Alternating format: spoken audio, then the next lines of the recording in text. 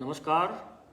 मैं क्षमा चाहता हूँ कि टेक्निकल प्रॉब्लम की वजह से समय पर नहीं हो पाया, तो एक बार मैं उसके लिए पुनः क्षमा प्रार्थी हूँ। मैं राजाराम शर्मा, पारंपरिक पिछवाई कलाकार, इस लाइव सेशन में आप सभी का स्वागत एवं अभिनंदन करता हूँ।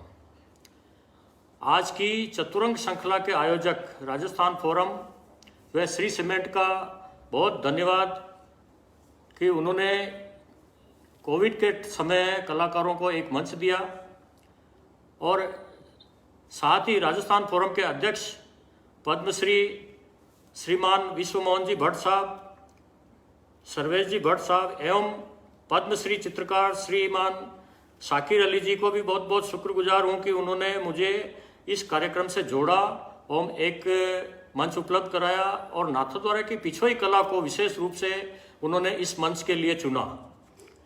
कोविड के इस समय कलाकार भी प्रभावित हैं।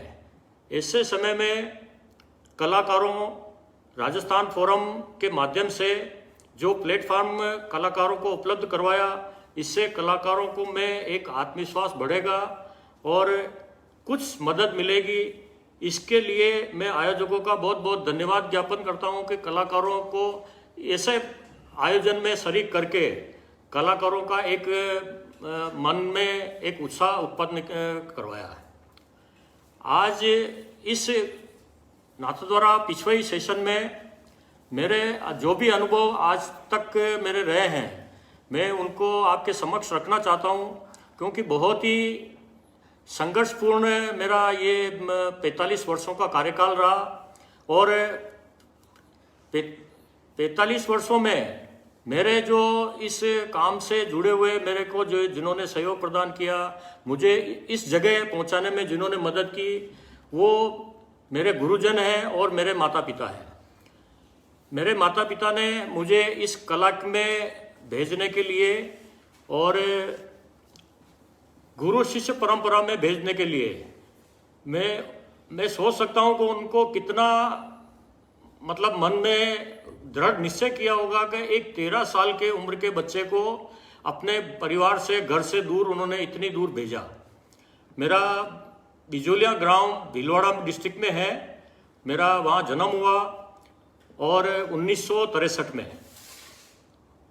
और मेरे पिताजी शिल्पकार का काम करते थे, मंदिर में शिल्प खुदाई का काम करते थे और वो भी एक कलाकार थे। और मेरे परिवार में 4 भाई और 4 बहनें हैं। मैं दूसरे नंबर का था, तो मुझे इस 13 साल की उम्र में यही महीना जून का महीना था और कक्षा 6 का मेरा रिजल्ट आया था और मैं पास हो चुका था। और गर्मियों की इसी टाइम का छुट्टियां चल रही थी और छुट्टियों में नाथद्वारा से मेरे एक मामा जी आए थे, उनके साथ मुझे नाथद्वारा भेजा गया। तो वहाँ जाके मेरे को एक नाथद्वारा में श्रीनाथ जी के दर्शन हुए और सभी समाजजनों से मेरा मिलना जुलना हुआ। तो मेरी भी इच्छा हुई कि मैं इस कला को सीखने के लिए फिर मेरे मामा जी से आग्रह किया। तो उन्होंने पहले मुझे तुलसीदास जी चित्रकार, उनके पिताजी उस समय चित्रकारों के मुखिया हुआ करते थे और उसके बाद में वो भी मुखिया बने। तो जब मुझे लेके गए, मैंने उनसे आग्रह किया, तो बहुत ही सहजता से मेरे गुरुजी ने मुझसे कहा कि हम भी सीख रहे हैं और हमारे साथ बोले तेरे भी इच्छा हो तो तू भी सीख। तो 13 साल की उम्र से मैंने उनके यहाँ सीखना शुरू किया। उन्हीं के यहाँ रहना, खाना और सब वहीं से मेरा शुरुआत हुआ। और उन्होंने मुझे इस तरह से मेरे को रखा घर में कि जैसे एक परिवार का मेंबर हो। मैं आज जो कुछ भी हूँ, मैं चाहता हूँ कि ये सारा श्रेय मैं उन्हीं को देना चाहता हूँ कि जिन्होंने बचपन में मुझे इस तरह से प्यार और प्रेम दिया कि मैं उनका घर का मेंबर होके उनके घर पे रहा। और इसीलिए मैं उनके यहाँ कला को सीख पाया। तो मैंने नाथद्वारा में उनके यहाँ सन 1976 में शुरू किया था और 76 में शुरू करने से उनके यहाँ कंटिन्यू में इस जर्नी में चालू रहा। वो मुझे जैसा जैसे बताते गए, मैं वो वैसा वैसा करता गया। और उनके साथ में खान पीन, दिनचर्या, मंदिर के दर्शन, मंदिर की परंपरा और वो मंदिर के मुखिया जी थे। तो मंदिर में जो भी मंदिर का चित्रकला की जो सेवा होती है वो उनकी देख रेख में होती है। तो मंदिर में जो पिछवाई लगाई जाती है वो पिछवाई का रख रखाव का जिम्मा चित्रकारों के मुखिया का होता है। तो जैसे कल मंदिर में पिछवाई लगनी है तो उसके लिए मुखिया जी को एक दिन पहले इसकी सूचना दी जाती है कि कल शरद पूर्णिमा है और कल शरद पूर्णिमा की पेंटिंग धराई जाएगी, तो आप उसको देख के और निज मंदिर तक पहुंचाएं। तो ये मंदिर की एक परंपरा है। तो मुखिया जी स्टोर में से वो पिछवाई निकाल के और मुखिया जी मंदिर के जो पुजारी मुखिया जी होते हैं उनको देते हैं और वो मंदिर में वॉल हैंगिंग की तरह उसको लगाते हैं। तो ये भी एक परंपरा मुझे सीखने को मिली। और मंदिर में दर्शन करते थे तो वो पिछवाई कैसी लगती है वो भी एक मुझे अनुभव मिला। और ऐसे अनेक अनुभव नाथद्वारा में मैं रह के मैंने सीखे। तो मंदिर में एक दीपावली के समय वॉल पेंटिंग की भी एक सभी कलाकारों को दीवार पे पेंटिंग करने का एक हर साल एक आयोजन होता है। तो उसमें उसका चयन भी मुखिया जी के द्वारा होता है कि कौन किस जगह क्या काम करेगा, ये आपस में तय बातचीत करके चर्चा करके भी ये किया जाता है। तो शरद पूर्णिमा के दिन इसकी मीटिंग होती है सभी कलाकारों की, और सभी कलाकारों की इस तरह से मीटिंग होके और वो काम का बंटवारा किया जाता है। और काम का बंटवारा होने के बाद धनतेरस तक इस सारे वॉल पेंटिंग के काम को संपूर्ण किया जाता है। तो ये भी मुझे ऐसे सारे कई नाथद्वारा की परम मंदिर की सेवा है जिससे मैं रूबरू हुआ और ये सारी चीज़ें मेरे सामने गुजरी, तो उसका भी मैं हिस्सा बना। और जब नाथद्वारा में रह रहा था और जब मंदिर की सेवा कार्य शुरू हुआ तो ऐसा मान्यता रही कि श्रीनाथ जी के मंदिर में बाहर का व्यक्ति कोई काम नहीं कर सकता। तो कुछ इस तरह की भी बातें उठी। तो मेरे गुरुजी ने उसका जवाब दिया, लेकिन 2-3 साल में उस वजह से मंदिर में सेवा नहीं कर पाया। लेकिन बाद में सभी ने इसको स्वीकार किया और कहा कि नहीं, हमारे समाज का है और इतने साल से यहाँ रह रहा है तो ये हमें कोई दिक्कत नहीं। तो उसके बाद में मुझे भी मंदिर में सेवा करने का मौका मिला। और इसमें मुझे बाद में सेवा करते करते काफ़ी समय हो गया। तो काफ़ी मुझे भी लगा कि मुझे बहुत कुछ सीखना है। और करते करते मुझे 10 साल तुलसीदास जी के सानिध्य में हो गए थे। और 10 साल में काफ़ी मैंने पिछवाई की और नाथद्वारा की परंपरा के बारे में जान लिया था। लेकिन मेरी जो लालसा थी कि मैं और अच्छा करूं, ये मेरी लालसा बढ़ती गई। और मंदिर में वर्षों से श्रीमान बीजी शर्मा जो अंतर्राष्ट्रीय ख्याति प्राप्त है और नाथद्वारा के आर्टिस्ट है जो उस समय उदयपुर में रहते थे, वो भी मंदिर की सेवा में आते थे। तो उनको देख देख के मुझे बड़ा ऐसा होता था कि कितना गजब का काम करते हैं और कितनी स्किल है कि एक ही बार में वो जो चाहे जो ड्रॉ हो जाता है। तो ऐसे कई आर्टिस्ट थे, लेकिन उनसे मैं बहुत ज़्यादा प्रभावित था कि मुझे भी ऐसा काम करना आना चाहिए, मुझे भी ऐसा सीखना चाहिए। तो मन में भाव रेगुलर ऐसे भाव रहते हैं, सभी कलाकारों के रहते हैं कि जो अच्छे आर्टिस्ट होते हैं या ऊंचे कलाकार होते हैं उन तक उनकी भी इच्छा होती है कि वो अच्छे से अच्छा कार्य करें। तो ये मेरी लालसा बहुत बढ़ती रही। और नाथद्वारा के पुराने जो कारीगर थे उन कारीगरों का भी मैंने वहाँ काफ़ी जो सीनियर कारीगर जो अब दुनिया में नहीं है उनका भी काम देखा, उनके बारे में भी सुना। जैसे एक घासीराम जी आर्टिस्ट हुआ करते थे, तो उनके बारे में कहा करते थे कि वो इतने बेजोड़ कलाकार हुए कि वो इतनी मतलब उनकी ड्राइंग और उनकी पेंटिंग में बिल्कुल लाइव पेंटिंग जैसा उन आभास था। और रियलिस्टिक को उन्होंने मिनीचर में समावेश किया, ये भी एक अद्भुत था। तो ऐसे ही कलाकार हमारे आदिगौड़ ब्राह्मण में गोपीलाल जी हुए, माणकलाल जी हुए, कानाबा हुए, और ऐसे ही करते करते बीजी शर्मा भी हुए। बीजी शर्मा के बाद इंद्र शर्मा हुए। ये ऐसे ऐसे कलाकार हुए कि जिन्होंने हमारे सनातन धर्म के जितने देवी देवता हैं उनके कैलेंडर बना के और हमारे सभी घरों तक पहुँचे। तो तो खाली पिछवा ही नहीं, नाथद्वारा में ऐसे कलाकार हुए कि सभी आज जो हम देवी देवता जिनका कहीं हमें चित्र मिलता है तो वो चित्र भी नाथद्वारा के कारीगरों ने बनाए। और नाथद्वारा की परंपरा मैं ऐसी परंपरा मानता हूँ, और ये मैंने एक रिसर्च में भी पाया है कि सिर्फ हिंदुस्तान में 2 परंपरा ऐसी थी, जो जगन्नाथपुरी और श्री नाथद्वारा, कि जब 2 परंपराएं मंदिर से जुड़ी हुई होने के कारण जब से वो शुरू हुई तब से अभी तक बिना किसी रोक टोक से वो परंपरा सेवा कार्य होने के कारण वो परंपरा अभी भी चल रही है। और क्योंकि ये एक समय आया जब आक्रांताओं ने काफ़ी यहाँ की संस्कृति को नष्ट किया, मंदिरों को तोड़ा, तो श्रीनाथ जी के पीछे भी एक ऐसी परंपरा है कि वृंदावन में जब ये गिरिराज पर्वत पे श्रीनाथ जी का प्राकट्य हुआ तो उस समय ये आक्रांताओं द्वारा भय का वातावरण था, और श्रीनाथ जी को बैलगाड़ी में बिठा के और जगह जगह इनको सुरक्षित रखने के लिए गोस्वामी बालक घूम रहे थे।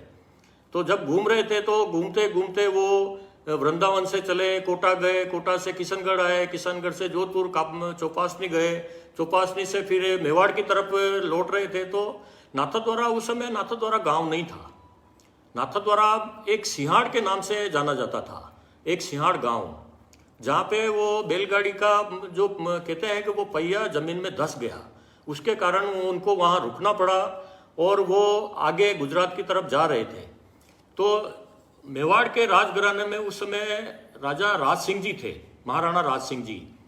उन्होंने जब ये सीन देखा तो उन्होंने जाके विनती की गोस्वामी जी से कि आप यहाँ विराजिए और हम आपकी रक्षा करेंगे, और आपको कोई चिंता करने की जरूरत नहीं, मेवाड़ आपके लिए बिल्कुल सुरक्षित है, और अगर किसी के लड़ने की जरूरत पड़ी तो सबसे पहले हम राजपूत अपना सिर कटाएंगे, लेकिन आपको कोई हानि नहीं पहुंचने देंगे। तो उसके कारण श्रीनाथ जी यहाँ रुके। और ऐसे भी कहा जाता है कि महाराणा प्रताप का जो वाइफ पत्नी थी वो बहुत ही भक्तिवान थी, और सिंहाड़ में वो भक्ति कर रही थी। तो उनकी भक्ति के प्रसन्न होके उनको स्वप्न में श्री कृष्ण ने ये कहा कि तुम्हारी भक्ति से मैं प्रसन्न हूँ और 500 साल तक मैं मेवाड़ में तुम्हारी भक्ति से प्रसन्न होके यहाँ विराजूंगा और रहूँगा। तो उसके कारण श्रीनाथ जी, ऐसा कहा जाता है कि 500 साल तक मेवाड़ में रहेंगे, और अभी 400 साल करीब श्रीनाथ जी को हो गए। और राज सिंह जी ने उनको श्रीनाथ जी को एक बार उदयपुर में पधराया और यहाँ श्रीनाथ जी की हवेली बसाई। तो आज भी यहाँ श्रीनाथ जी की हवेली है जहाँ नित्य सेवा होती है, चित्र सेवा यहाँ धराई जाती है। और कुछ समय बाद उनका घसियार में मंदिर बनवाया गया जो यहाँ उदयपुर से 18 किलोमीटर दूर है। और जब घसियार में भी वो कुछ कारण से नहीं रह पाए तो फिर श्रीनाथ जी के नाम से श्री नाथद्वारा बसाया गया, जहाँ की ये कला चली आ रही है। और श्री नाथद्वारा उन्हीं के नाम से श्री नाथद्वारा बसा, और श्री नाथद्वारा से आज भी जाना जाता है, यानी श्रीनाथ जी का द्वार।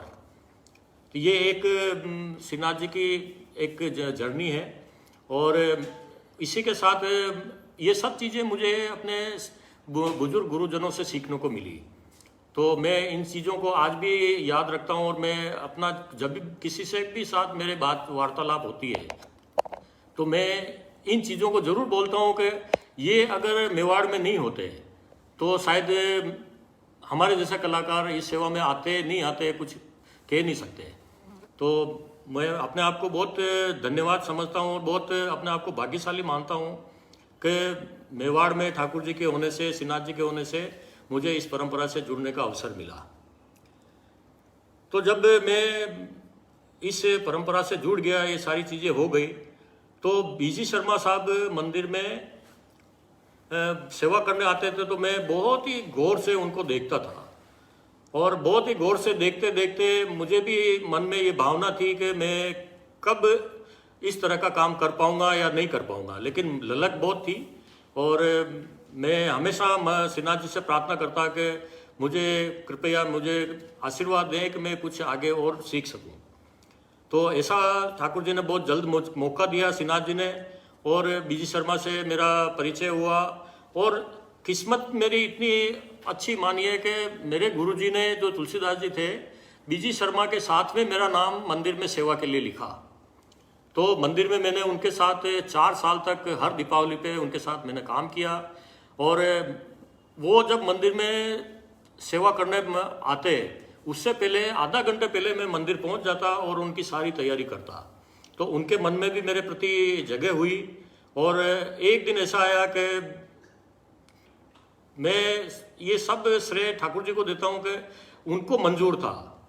तो एक दिन ऐसा आया कि मैंने उनसे विनती की कि मैं आपके पास आना चाहता हूँ, और उन्होंने सह स्वीकार किया और मुझे उनके पास सीखने के लिए आमंत्रित किया।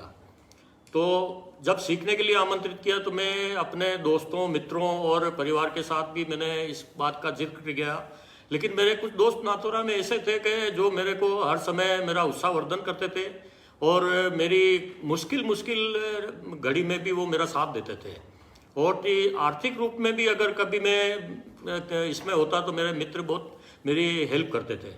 तो ऐसे ही एक मेरे मित्र, नज़दीक के मित्र है व्यास जी करके, इंद्र कुमार व्यास, उनसे मैंने इस चीज़ का जिक्र किया तो उन्होंने बहुत ही मेरे लिए मतलब उत्साहवर्धन किया। और उन्होंने कहा कि ऐसा मौका चूकना नहीं है, और तो तू जो काम कर रहा है उसको तभी ऊंचाई मिलेगी जब तू अच्छे कलाकार के यहाँ मतलब और भी अच्छा सीखेगा।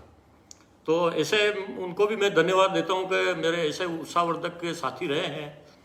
और इस जर्नी को मैं होता होता नाथद्वारा छोड़ के और उदयपुर श्रीमान बीजी शर्मा के यहाँ मैं इस काम को आगे बढ़ाने लगा। और इस काम को बढ़ाते बढ़ाते मैंने बहुत कुछ सीखा उनसे, कैसे नए से श्रीनाथ जी के सब्जेक्ट तैयार करने, कैसे ड्राइंग करना, कैसे कलर गुटाई करना, कैसे इस टेक्निक में काम करना, और कैसे कपड़े को तैयार करना, कितनी बड़ी पिछवाई, कितना बड़ा छोटा काम। तो मिनीचर से मिनीचर और बड़े से बड़ा काम और वॉल पेंटिंग का काम उनसे मैंने सीखा। और उन्होंने मुझे भी काम में जितना मेरे में लगन थी, मेरा उत्साहवर्धन किया, और मुझे कभी काम से मेरे से दूरी नहीं रखी। और जो मैं उनसे सीखता गया उन्होंने वो मुझे सिखाते गए। और वो उनका एक वाकया मैं जरूर आपको सुनाना चाहता हूँ कि उनका एक वाकया ये है कि वो हमेशा कहा करते थे कि गुरु करे सो कर, गुरु कहे सो कर, गुरु करे सो मत कर। मतलब गुरु जी जो कहते हैं वो हमें करना चाहिए, और जो गुरु जी करते हैं वो कभी नहीं करना चाहिए। तो इस बात को मैं अभी भी नहीं भूला हूँ, और वो बात हमें ध्यान रखते हुए मैं आज भी ये कोशिश करता हूँ कि जो गुरु जी ने किया वो मुझे नहीं करना है, और गुरु जी ने जैसा जैसा मुझे बताया वो मुझे करना है। तो इस चीज़ का मैं आज भी इस चीज़ को फॉलो करता हूँ। और ये बातें मैं इसलिए भी ज़्यादा बता रहा हूँ कि आजकल लोगों में ज़्यादा ये है कि जो जिनके यहाँ सीखते हैं या जिनसे सीखे हैं वो उन्हीं की कॉपी करने लग जाते हैं। तो वो ये शब्द बहुत ही इम्पोर्टेंट मेरे जीवन में मैंने उतारा है कि जो गुरु जी ने कहा कि गुरु कहे सो कर, गुरु करे सो मत कर। तो ये एक छोटी सी मेरी एक गुरु शिष्य परंपरा की एक जर्नी थी। और इसी के साथ में अब मैं आता हूँ कि पिछवाई क्या होती है। तो पिछवाई क्या होती है, मैं आपके सामने एक चित्र रख रहा हूँ जो मंदिर में पिछवाई धराई जाती है। आपके सामने एक चित्र है, ये देखिए, ये मंदिर में लगने वाली एक पिछवाई है। और ये पिछवाई के बीच में आप देख रहे हैं तो बीच में श्रीनाथ जी के मूर्ति के लिए जगह छोड़ी हुई है। तो ये बीच में जगह छोड़ी हुई है, तो ये मूर्ति के लिए जगह छोड़ी हुई है। और ये श्रीनाथ जी के पीछे हैंग होती है। तो श्रीनाथ जी के पीछे हैंग होने से इसके बीच में श्रीनाथ जी वहाँ ऑटोमेटिक है, तो इसमें इसके साथ जुड़ जाएंगे। और ये साइड का जो पार्ट है ये पिछवाई का पार्ट है। और इस पिछवाई को जब हम मंदिर में दर्शन करेंगे तो आपको श्रीनाथ जी के साथ ही इसके दर्शन होते हैं। और इसकी साइज होती है 12 फीट बाई 7 फीट, मतलब 12 फीट इसकी चौड़ाई है और 7 फीट इसकी लंबाई है। और बीच में ठाकुर जी की जो मूर्ति का जो शेप है वो करीब करीब 4-4.5 फीट का आता है। तो उसके लिए ये कपड़ा कट करके और कपड़े पे बनाई जाती है। तो ये कपड़े पे बनाने की ये मंदिर की एक परंपरा है। और मंदिर में पीछे लगाने से ही इसका नाम पिछवाई पड़ा। तो जब भी पिछवाई का शब्द आएगा तो वो नाथद्वारा का ही पिछवाई शब्द है। और इसी ये जो शब्द पिछवाई सब्जेक्ट देख रहे हैं, इसमें दान एकादशी और एक दूसरी तरफ सांझी का मनोरथ है। तो ये दूसरी तरफ ये दान एकादशी है और ये दूसरी तरफ सांझी मनोरथ है। तो ये दान एकादशी श्राद्ध पक्ष के आसपास जो बारिश के तुरंत बाद जो आती है उसमें ये दान एकादशी आती है। ये कृष्ण लीला का एक बहुत महत्वपूर्ण पार्ट है, जो मथुरा से गोकुल से मथुरा दूध और दही माखन कंस के लिए जाया करता था। तो कृष्ण ने ये मटकियां तोड़ी थी, उसी का ये प्रसंग है। और ये सांझी का गोबर से मंदिर में सांझी बनाई जाती है और आज भी ये परंपरा है मंदिर की। तो ये बहुत ही इम्पोर्टेंट वो दिन है। और ये पिछवाई मेरे से आज से करीब करीब 12-13 साल पहले वैष्णवों ने बनवा के मंदिर में भेंट की, जो आज भी दान एकादशी के लिए दिन मंदिर में लगाई जाती है। और सिर्फ एक दिन पिछवाई लगाने की परंपरा मंदिर में है, क्योंकि 365 दिन होते हैं, उसमें अलग अलग उत्सव होते हैं, अलग अलग तिथियां होती है। तो एक दिन में एक उत्सव, तो ये एक विशेष लोगों को बड़ा आश्चर्य होता है कि एक दिन में लगा के कैसे हटा लेते हैं। ये सिर्फ वॉल हैंगिंग है और वॉल हैंगिंग की तरह ही इसको लगाई जाती है और वापस हटाई जाती है। और रोज ये बदलने की परंपरा है, लेकिन जिस दिन चित्र की पिछवाई आने का वो तिथि है उसके हिसाब से आती है। बाकी तो अनेक तरह की पिछवाई होती है, प्लेन भी होती है, जरी की भी होती है, गोटे किनारे की भी होती है, मोतियों की भी होती है। तो ऐसे काफ़ी अलग अलग फेस्टिवल की अलग अलग पिछवाई होती है। और इसी तरह से एक ये दूसरी पिछवाई देखिए, ये पिछवाई मेरे से घसियार के जो टेम्पल है वहाँ के लिए बनवाई थी। तो ये भी दान एकादशी की है, लेकिन इसमें बड़े फिगर और सिर्फ दान रूपी गोपियाँ हैं। तो ये पिछवाई भी मैंने घसियार के लिए बनाई थी। और एक पिछवाई मैंने ये, जैसे वो देखिए आपने, उसमें सिन्हा जी नहीं थे, लेकिन इसमें सिन्हा जी है। इसका मतलब ये है कि ये सिन्हा जी जिस पिछवाई में है, वो सिन्हा जी की पिछवाई या तो दूसरे छोटे मंदिरों में लगाई जाती है या लोगों के घरों के मंदिर में या लोगों के ड्राइंग रूम में।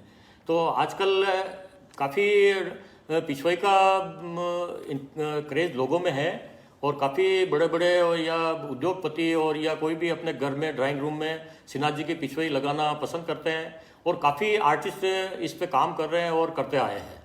तो ये परंपरा इसीलिए कायम है कि इसको सराहने वाले काफ़ी वैष्णवजन हैं। और मंदिर तो है ही, लेकिन मंदिर से निकल के ये आज हमारे ड्राइंग रूम तक पहुंच गई है। तो इसमें पिछवाई में एक विशेष भाव जो मैंने दर्शाया है कि ठाकुर जी गोल्ड की छतरी में विराजमान है। और साइड में इधर देखेंगे तो ये महाप्रभु जी है और इधर देखेंगे ये यमुना जी है और गैया है, गोपियाँ हैं अलग अलग भाव की। और नीचे में अष्टछाप के कवि है, यानी जो अष्टछाप ये कवि जो है, ये इन्होंने सिन्हा जी की भक्ति की रचनाएं की और इनके नाम से अष्टछाप के कवि हवेली संगीत प्रभावित हुआ। आज सिन्हा जी का जो मंदिर है उसमें संगीत और कला दोनों का समावेश है। जब भी दर्शन खुलते हैं, दर्शन होते हैं, तो दर्शन में कीर्तन गाया जाता है, लाइव कीर्तन गाया जाता है और कीर्तनकार वहीं बैठ के इन अष्टछाप के कवि के पदों को वहाँ गाया जाता है। राजभोग के दर्शन के अलग, मंगला के अलग, शाम के अलग, भोर के अलग, ऐसे ही रात्रि शयन के अलग। तो ऐसे अलग अलग समय के राग हैं और इनके काव्य हैं। जो हवेली संगीत के नाम से जो गीत है और संगीत है, वो हवेली सिन्हा जी की हवेली से निकला है। तो ये सिन्हा जी की हवेली का एक विशेष संगीत और कला को मैंने दोनों एक ही पेंटिंग में इसमें मैंने दिखाया है। ये पेंटिंग 3x5 फीट की है और ये किसी के यहाँ स्थापित है। अब मैंने बहुत समय पहले बनाई थी। और इसी तरह मैं एक चित्र आपको दिखा रहा हूँ कि ये पिछवाई है गणगौर फेस्टिवल। तो ये गणगौर फेस्टिवल भी राजस्थान में काफ़ी फेमस है और सभी एरियो में गणगौर की पूजा की जाती है। तो ये गणगौर की पिछवाई भी मैंने बनाई थी और एक तरफ ईश्वर जी है, एक तरफ पार्वती जी है। तो गौरी गणगौर इसका सब्जेक्ट का नाम मैंने रखा। और ये गणगौर बाग है जो नाथद्वारा के गणगौर बाग में महल बने हुए हैं उसका है। और बनास नदी जो नाथद्वारा में है उसको मैंने अपने ढंग से इसको बनाया है। तो ये ऐसे मैं काफ़ी नए नए प्रयोग अभी कर रहा हूँ और काफ़ी समय हो गया, मैं रोज़ नया सोचता हूँ। और यही मैंने अपने गुरुजी से सीखा कि एक ही चीज़ को हमेशा उसी पे निर्भर नहीं रहना, रोज़ नया सोचना और प्रयास करते रहना कि कुछ नया करें। तो ये मेरी एक सोच है जो मेरे गुरुजी ने मुझे मेरे दिमाग में डाली। और इसी तरह से आप ये देखिए, ये इसमें विशेष पिछवाई है। इसमें साइड में आप सिन्हा जी देख रहे हैं। ये बहुत पुरानी परंपरा है कि इसको सिन्हा जी के 24 स्वरूप ये पिछवाई में बनाने की एक परंपरा रही है। तो ये 24 स्वरूप मैंने साइड में दिखाए हैं। इसमें 24 स्वरूप का मतलब ये है कि साल के 24 मेन उत्सव, जो 24 मेन उत्सव होते हैं वो पिछवाई में इस तरह साइड बॉर्डर में दर्शाने की परंपरा है, जिससे ठाकुर जी के साथ में साल भर के उत्सव का भी दर्शन वैष्णव को हो सके। और एक विशेष पिछवाई आपको मैं दिखाना चाह रहा हूं, जो ये देखिए, ये शरद पूर्णिमा में रास महोत्सव होता है, महारास। तो ये आपको फुल मून दिखाई देगा। इस दिन शरद पूर्णिमा के दिन ही महारास की रचना भगवान श्री कृष्ण ने की थी। तो ये विशेष एक मेरी पिछवाया है जो मैं आपको कुछ दिखाना चाह रहा हूँ। और एक ये देखिए, इस पर मुझे नेशनल मेरिट सर्टिफिकेट मिला था। इसमें अलग अलग मैंने भाव की सखियाँ रखी है जो साइड में आपको दिखाई देगी। ये अलग अलग भाव की, जैसे चंवर लेके भी कोई गोपी खड़ी है, कोई मटकी लेके खड़ी है, कोई ऐसे काफ़ी सारी इसमें सखी भाव की पिछवाई मैंने बनाई। इस पर मुझे नेशनल मेरिट सर्टिफिकेट मिला 2014 के लिए 2018 में। तो ये मेरे लिए बहुत ही मैं मानता हूँ कि ये अभी तक का मेरा सबसे बड़ा अवार्ड मैं मान सकता हूँ। तो ऐसे करते करते मैं काफ़ी आज भी नई कुछ पिछवाई बना रहा हूँ।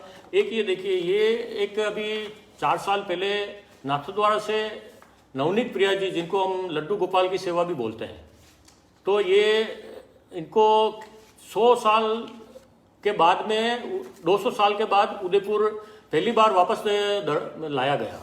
तो एक बहुत बड़ा भारी उत्सव हुआ था और पूरे नाथद्वारा से पैदल उनके गाड़ियों में भर के और उदयपुर आए। उदयपुर में बहुत बड़ा उत्सव हुआ। तो तिलकायत जी ने इसकी आज्ञा दी। तो ये दोनों नाथद्वारा के गोस्वामी राकेश जी महाराज और श्री विशाल बाबा, ये दोनों साइड में है और बीच में लालन का झूले का दर्शन है। ये बहुत उस उत्सव में लगाई गई, जो आज भी यहाँ उदयपुर की सिन्हा जी की हवेली में कमल चौक में परमानेंटली लगी हुई है। ये मेरी एक पिछवाई की कुछ जर्नी थी। और ये पिछवाई की परंपरा में प्योर कॉटन कपड़े पे बनाई जाती है और इसको हम स्टार्च करके, और अभी तो हम ज़मीन पे जैसे फर्श पे भी चिपकाते हैं और बोर्ड पे भी लगाते हैं, लेकिन मंदिर की पिछवाई की परंपरा ये है कि उसको हैंग करके ही बनाई जाती है। तो मंदिर की जो भी पिछवाई मैं बनाता हूँ या और भी लोग बनाते हैं, तो वो हैंग करके बनाते हैं। उसका मेन लॉजिक ये है कि उसको पाँव नहीं छूना चाहिए। तो ये परंपरा है। तो मैं अब जब भी इस तरह की सेवा का मौका मिलता है तो मैं उसको हैंग करके ही बनाता हूँ। और ये पिछवाई मैं मानता हूँ कि ये हमारे रोजी रोटी का जरिया तो है ही, लेकिन एक सेवा है। हम लोग इसको नाथद्वारा के जितने भी परिवार हैं, हम इसको पिछवाई सेवा मानते हैं। और ये पुष्टि मार्ग का बहुत ही बड़ा सेवा मार्ग है, जिसको हमने नाथद्वारा के कलाकारों ने और मैंने अभी तक बहुत ही खूबसूरती से संजाए रखा है। और ऐसा भी माना जाता है कि सिन्हा जी जब नाथद्वारा पधारे थे तो वृंदावन से उनके 4 फैमिलियाँ वहाँ से आई थी। कोई बोलता है 4 भी आई, कोई 5 भी बोलता है, लेकिन ऑलमोस्ट 4-5 फैमिलियाँ वृंदावन से नाथद्वारा उनके साथ थी, जो आज बढ़ के करीब 100 फैमिली है। और आज के आधुनिक समय में एक आश्चर्य की बात है कि 100 ही फैमिली इस कला से जुड़ी हुई है। और ये चित्रकला का काम अभी भी वो लोग करते हैं और निरंतर करते आ रहे हैं। तो ये अद्भुत ये एक परंपरा है जिसको कोई भी अगर सुनता है तो बड़ा आश्चर्य होता है कि आज के आधुनिक समय में जब बच्चे पढ़ते हैं, आगे बढ़ते हैं, लेकिन आज भी इस परंपरा से सभी लोग जुड़े हुए हैं। तो ये एक नाथद्वारा की और ठाकुर जी की कृपा है कि वो सेवा कार्य में उनका मन लगा है और वो ये कला की सेवा कर रहे हैं। तो ये एक कला है। इसमें अब मैं आपके सामने कुछ मेरे जो प्रयोग हुए हैं, तो एक वाकया हुआ था, मैं जो वो उस वाकये से आपको ज़रूर अवगत कराना चाह रहा हूँ। कि एक गुजरात में जब कच्छ भुज में भूकंप आया था, तो कच्छ भुज में भूकंप आया तो उस दौर में यहाँ आधुनिक कलाकारों ने एक आयोजन किया था भूकंप पीड़ित सहायतार्थ। तो उस भूकंप पीड़ित सहायतार्थ में ये हुआ था कि जो एक पेंटिंग सभी कलाकारों को देनी है और जो भी उसमें पेंटिंग सेल होगी उसका 50% भूकंप पीड़ित सहायतार्थ में जाएगा। तो मुझे भी उसमें कुछ आर्टिस्टों ने इनवाइट किया, तो मैंने भी एक अपनी एक कलाकृति मिनीचर पेंटिंग उसमें दी। तो कुछ आर्टिस्टों ने उसका बड़ा विरोध किया और कहा कि ये आधुनिक कला में मिनीचर को कहाँ से बीच में लिया है इस तरह से। तो मेरे को भी थोड़ा सा ये लगा कि हम भी आधुनिक है, हम मिनीचर काम करने से अलग कैसे हो गए। तो मैं भी अपने आप को पिछवाई पारंपरिक पिछवाई के करते करते मैं भी अपने आप को आधुनिक मानता हूँ, क्योंकि आज के परिवेश में आज मैं हूँ इसका मतलब मैं आधुनिक हूँ। तो मैंने भी वो मुझे बड़ा गहरा दिमाग में ठेस पहुँची और मैंने उसी दिन ठानी कि मैं भी ऐसी कलाकृति बनाऊँ कि कभी किसी को ये कहने की जरूरत नहीं पड़े कि मिनीचर अलग है या आधुनिक कला अलग है। तो मैंने भी काफ़ी ऐसे प्रयोग किए और वो प्रयोग करते करते मुझे उसमें बहुत ख्याति मिली और मैं मानता हूँ कि जितना मुझे पिछवाई में मिला उतना ही मुझे आधुनिक जो प्रयोग मैंने किए उसमें भी मिला। इसी तरह से एक पेंटिंग मैं आपके सामने रखना चाह रहा हूँ। जो मैंने सीखा उसी से मैंने एक कुछ आधुनिक प्रयोग किए और ये कालिया दमन करके एक टाइटल की पेंटिंग है। इसको मैंने पेंटिंग बनाने के बाद साउथ सेंट्रल जोन नागपुर जो साल भर का एक कंपटीशन होता है उसमें मैंने भेजी और वहाँ से मुझे फोक आर्ट के लिए इस पेंटिंग के लिए अवार्ड मिला।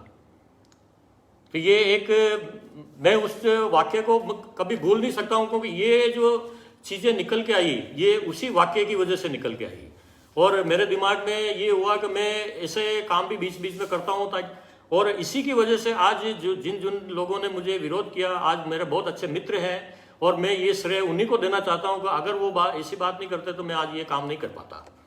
और इसी तरह से ये देखिए पिछवाई से लिए हुए मोटिव्स को मैंने सिन्हा जी को नहीं दिखा के सिर्फ चरण दिखाए हैं। ये चरण आपको दिखाई दे रहे हैं। तो ये भी एक आधुनिक पेंटिंग मैंने बनाई है। चीज़ें वो की वही है, सिर्फ मैंने इसको प्रस्तुति मेरी थोड़ा सा डिफरेंट की और ये भी बहुत अच्छी पसंद की गई। और इसी तरह से अभी हाल ही में रोम इटली में एग्जीबिशन हुई थी, तो इटली में मेरी एक पेंटिंग गई थी और राम और लक्ष्मण। तो इसमें एक श्लोक था रामायण का किष्किंधा कांड का, तो उस श्लोक के आधार दोहे के आधार पे मैंने ये राम और लक्ष्मण की पेंटिंग बनाई। और ये पेंटिंग में सीता जी को ढूंढ रहे हैं, राम और लक्ष्मण ढूंढते ढूंढते किष्किंधा नगरी पहुंचे। ये एक प्रसंग मैंने इसमें डाला। और एक ये एक विशेष पिछवाई है पेंटिंग है, कपड़े पे ही बनाई, लेकिन इसका जो प्रस्तुतिकरण है वो थोड़ा आधुनिक है।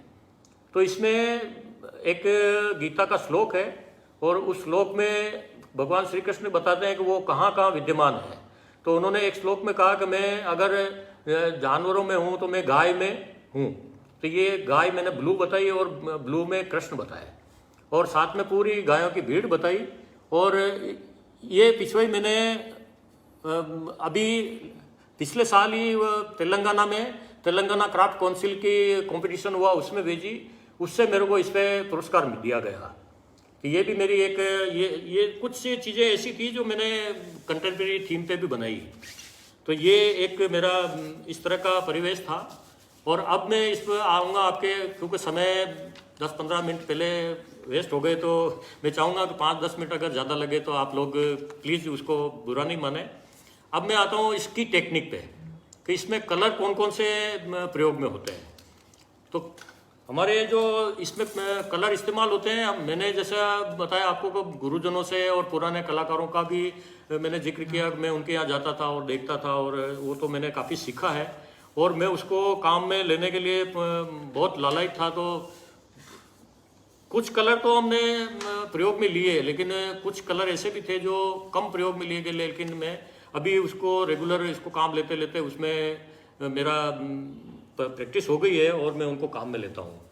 तो इसी तरह ये कुछ कलर आपके सामने हैं। तो ये जैसे एक कलर है स्टोन कलर में, सिंगरफ है इसको बोलते हैं। और ये सिंगरफ आप मेरे पीछे पेंटिंग देख रहे हैं, ये देखिए आपको ये लाल कलर दिखाई दे रहा है इसमें, यही कलर है। इसको हम इसमें गुटाई करते हैं, इसको ग्राइंड करके और पूरा इसको गोंद मिला के हम इसको कंप्लीट करते हैं। और गुटाई करने के बाद इसको छान के और हम पेंटिंग में इस्तेमाल करते हैं। ये मिनीचर से मिनीचर और बड़ी से बड़ी पेंटिंग में भी आराम से काम में लिया जा सकता है। लेकिन ये मिनरल कलर कुछ ऐसे हैं कि इसको दूसरे कलर में ये मिक्स नहीं होते हैं, तो इसको सेपरेट ही यूज में लेना पड़ता है। इसीलिए इसका जैसा कलर है ये कलर ऐसा का ऐसा ही रहेगा, और ये गुटाई और गोंद मिलने के बाद इसका ये ऐसा टोन आएगा। तो इसको सिंगरफ बोलते हैं। और इसी तरह से एक ये हड़ताल है, आप ये देखिए, इसको अगर गुटाई करेंगे तो ये टोन बैठेगा। तो ये इस तरह से ये एक टेक्निक है कलर की, और ये पिछवाई में मैं रेगुलर काम में लेता हूँ। पहले के आर्टिस्टों ने रेगुलर ये चीज़ें काम में ली है और उन्हीं से हम मेरे तक भी पहुँची है। इसका नाम हड़ताल है, और ये मार्केट में मिनरल में अभी भी मिलते हैं। और ये इसी तरह से एक स्टोन है, ये देखिए, ये ऑरेंज इसका टोन है, और ऑरेंज टोन में ये भी एक पिछवाई पेंटिंग में और नाथद्वारा की पेंटिंग में बहुत काम आता है।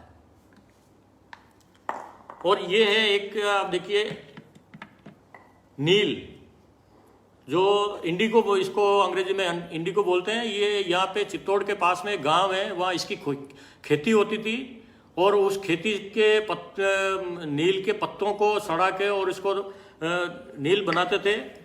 तो ये देखिए इसमें गुटी हुई है, और ये इंडिगो, ये बैकग्राउंड देख रहे हैं, ये इसी का बनाया हुआ है। मेरे पीछे जो पिछवाई है उसका बैकग्राउंड इसी से बनाया हुआ। तो ये अगर ये नहीं होगी तो हमारी पिछवाई में शायद ये रौनक नहीं आएगी जो हम पुरानी पिछवाई में देखते हैं। इसी तरह बहुत सारे कलर ऐसे होते हैं जो हम आसपास हमारे हैं। जैसे एक गोंद है, ये गोंद हम सभी में पानी में भिगो के और इसका पानी डालते हैं। एक ये खड़िया है, ये सभी जगह अलग अलग गांव में उपलब्ध होती है। और ये पेवड़ी सॉफ्ट है और आराम से ये बन जाता है कलर। एक ये देखिए कपड़े में लगाने वाली नील, जिसको कोई यूज नहीं करते, लेकिन ये भी मैंने सीखा कि ये कपड़े के लगाने वाली नील को हम गोंद में ग्राइंड करके और इसको यूज कर सकते हैं। और ये देखिए एक हरा कलर है, ये पहले यहाँ हरा पत्थर के नाम से मिलता था, और अभी इसका पाउडर आता है जो इस तरह सा है। तो ये भी पिछवाई में, ये पत्ते मेरे पिछवाई देख रहे हैं आप, ये ग्रीन जो भी है ये इसी का बनाया हुआ है। तो इस तरह से ये काफ़ी सारे मिनरल हैं जो आज भी अवेलेबल है, लेकिन मेहनत है। मैं ये मानता हूँ कि जितनी पेंटिंग बनाने में समय लगता है उतना ही इस टेक्निक में भी समय लगता है। तो इसको बहुत ही मतलब आर्टिस्ट को काम में लेना चाहिए, और काम में लेके इससे जो पेंटिंग बनेगी, मैं ये कह सकता हूँ कि वो अपने आप में अलग पेंटिंग दिखेगी। और इसी में प्योर गोल्ड का इस्तेमाल होता है और सिल्वर का इस्तेमाल होता है। तो प्योर गोल्ड की हम हिलकारी बना के काम में लेते हैं, और सिल्वर की भी हिलकारी बना के ही काम में लेते हैं। तो ये आप देखिए, ये गोल्ड है, और गोल्ड के बरक को लिक्विड करके हम इसमें काम में लेते हैं। और ये कथीर है, मतलब सिल्वर को हम जब काम में लेते हैं तो सिल्वर क्या होता है कि मौसम के हिसाब से वो थोड़ा उसका कलर बदल जाता है, लेकिन ये कथीर सिल्वर जैसा ही दिखता है, लेकिन ये 200 साल तक भी काला नहीं होता है, इसका ऐसा प्रभाव है। तो मैं सिल्वर की जगह ये कथीर काम में लेता हूँ। पहले भी कलाकारों ने कथीर को काम में लिया है। तो ये महत्वपूर्ण हमारी टेक्निक है। तो ये आज शायद आपने भी देखी, आप या कलाकार तो काम में लेते ही हैं, लेकिन जो लोग इससे खाली पेंटिंग देखते हैं उनको ये समझनी होती है कि पेंटिंग देखने में पेंटिंग के पीछे का क्या रोल है। और इसी तरह से ये हमारे एक हकीक का एक गुटाई करने का एक स्टोन है। इसको हम पिछवाई को ऐसे गुटाई करते हैं तो उसमें शाइनिंग आती है, और पिछवाई को गुटाई करते समय उसको पीछे से गुटाई करते हैं उल्टी करके स्टोन के ऊपर या ग्लास के ऊपर। तो वो इतना उसमें ग्लेज आ जाता है कि हम बारीक से बारीक, फाइन से फाइन उसको काम कर सकते हैं। और एक विशेष टेक्निक जो नाथद्वारा में मैंने सीखी वो है गिलहरी की ब्रश बनाना। ये आप देखिए, ये गिलहरी की ब्रश है, ये भी मैंने ब्रश बनाना सीखा है। ये इसको अगर हम निकाल देंगे तो ये देखिए, ये जो है ये कबूतर का पंख है। वो कबूतर के पंख का नीचे का हिस्से में हमने ये गिलहरी के बाल को पॉइंट पॉइंट जमा के रस्सी से धागे से बांध के और इसके इस परख नली के हिसाब से इसको डाला है और ये नीचे पॉइंट इसका बन गया। और इसमें बांस की एक छोटी सी डंडी बना के इसमें लगा दी तो ये एक हमारी ब्रश हो गई। अगर ये ब्रश नहीं हो तो मिनीचर और पिछोई का काम नहीं हो सकता। और अभी के दौर में क्योंकि अब रेडीमेड भी कुछ चीज़ें आने लग गई तो मैं कुछ ब्रश अभी नहीं बना रहा हूँ, लेकिन मैंने ये कला भी सीखी है और मैं ब्रश बना के अपना काम खुद कर सकता हूँ। ये और इस कला को मैंने जैसे सीखा है तो मेरा शुरू से ये रहा है कि इस कला को जैसे मेरे गुरुजनों ने मुझे दिया तो मैं भी किसी को दे के जाऊँ, ये कला को मैं पास आउट करके जाऊँ। तो मेरे कुछ शिष्य मेरे से सीख के गए हैं। और अभी मेरा पुत्र है रजत शर्मा, उसने फाइन आर्ट पेंटिंग में एमए किया है और वो भी मेरे साथ काम कर रहा है। और अभी 2 अन्य स्टूडेंट भी मेरे साथ काम करते हैं। काफ़ी कॉलेजेस के स्टूडेंट भी आते हैं कितनी बार, और कितनी बार मुझे बाहर कॉलेजेस में भी बुलाया जाता है सिखाने के लिए। तो मैं ये चाहता हूँ कि ये कला खाली हमारे तक नहीं रहे और ज़्यादा से ज़्यादा लोग इसको जाने, पहचाने और इसको करें। तो इसके लिए मैं हमेशा तैयार रहता हूँ। और एक बार पुनः आपसे क्षमा चाहता हूँ कि शुरुआत में डिस्टर्बेंस हुआ, लेकिन अब मैं आपके सामने लाइव एक सिन्हा जी का कुछ चित्र बनाने जा रहा हूँ। तो मैं चाहता हूँ कि आप उसको ज़रूर देखें। और 2 मिनट कैमरा हिलेगा, लेकिन आप उसको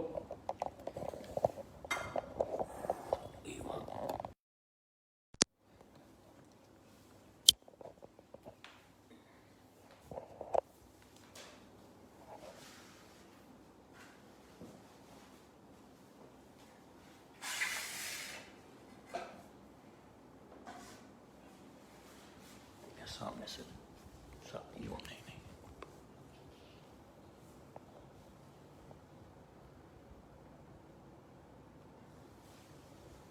ये देखिए, ये वही ब्रश है जो मैं आपको सामने काम करके दिखा रहा हूँ।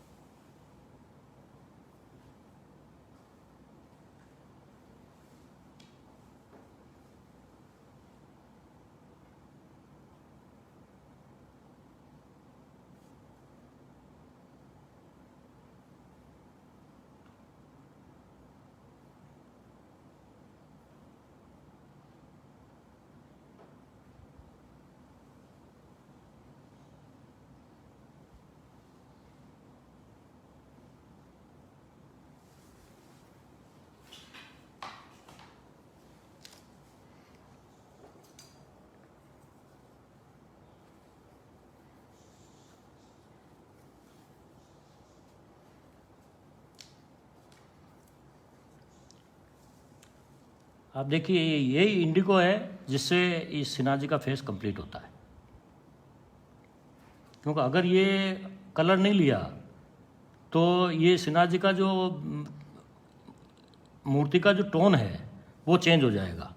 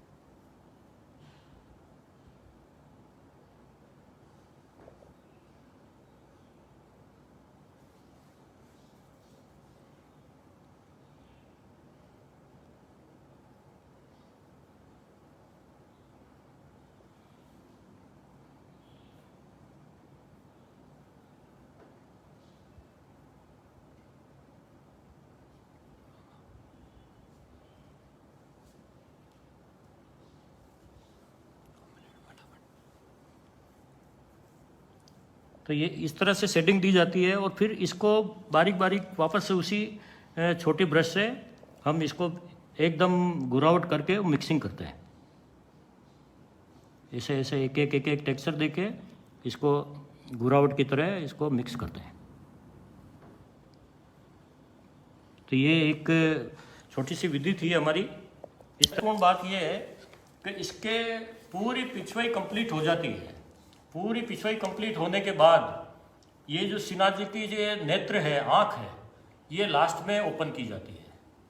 इसका मैंने बहुत, मेरे को भी ज्ञान मिला नाथद्वारा में कि ऐसा क्यों किया जाता है। तो ऐसा मानते हैं और ऐसा समझते हैं कि नेत्र खोलते ही उसमें प्राण प्रतिष्ठा आ जाती है, तो वो एक पूजनीय हो जाती है। फिर उसमें उसको नीचे ऐसे नहीं बिछा सकते, उसको काम नहीं कर सकते। वो प्राण प्रतिष्ठा यानी फिर वो मंदिर के लिए रेडी है, तैयार है। तो ये एक लास्ट की जो बात थी वो मैंने आपको बताई। और इस तरह से मेरा ये आप देख सकते हैं कि ये सारे पिगमेंट है और इस तरह से मेरा एक स्टूडियो है।